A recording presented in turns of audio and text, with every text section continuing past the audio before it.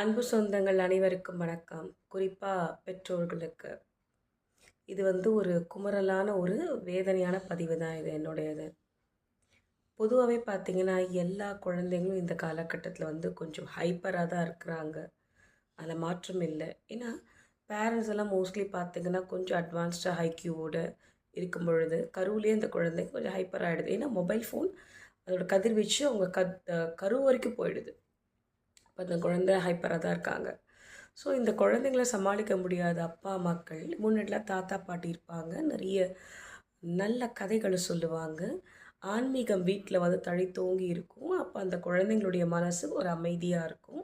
நிதானத்தை கற்றுத் தருவாங்க. கூட்டு குடும்பங்களாக இருக்கும் பொழுது நல்லது கெட்டது எல்லாத்தையும் குழந்தை கற்றுக்கும். இன்றைக்கி எல்லாத்தையும் கற்றுக் கொடுக்கறது அந்த ஃபோன் ஒன்று தான்.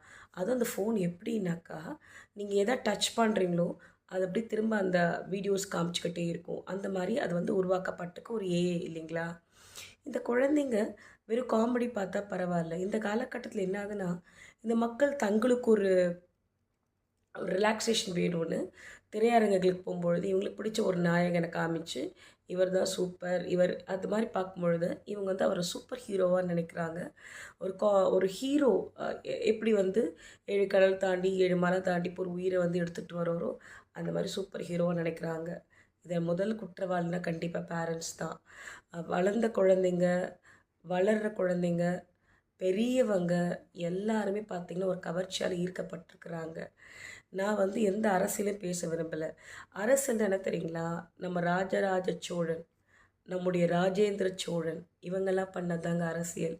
சிறு குழந்தைங்களுக்கு ஒரு அரசியல் 5 வருட காலம் நம்முடைய வாழ்க்கையை நிர்ணயிக்க போகுது. தினப்படி நீங்கள் வாங்கக்கூடிய பால், அடிப்படை தேவையான பால்லேருந்து, குடிக்கிற தண்ணியிலேருந்து, சாப்பிடும் உணவுப் பொருட்கள், ஒரு டீ காஃபிலேருந்து அதை நிர்ணயிக்க போகுது. நம்ம ஒரு கட்சி வேட்பாளரை பார்த்து சின்னத்தை பார்க்காம, அந்த தலைவனை பார்க்காம, அங்கே இருக்கக்கூடிய கேண்டிடேட்டையும் பின்புலத்தையும் பாருங்கன்னு நான் பல வீடியோவில் சொல்லியிருக்கேன். ஆனால் மக்கள் எல்லாரையும் ஒரு மாயை சூழ்ந்திருக்கு. இந்த மாயை அவங்களால மட்டும்தான் விலக்கிக்க முடியும். இது யார் சொன்னாலும் இந்த மாயை விலகாது. அதனால் மக்களே, பெற்றோர்களே, உங்கள் கடமைகள் நாளைக்கு ஒரு நல்ல குடிமகன்களை உருவாக்குவது, நாளை நல்ல குழந்தைகளை உருவாக்குது.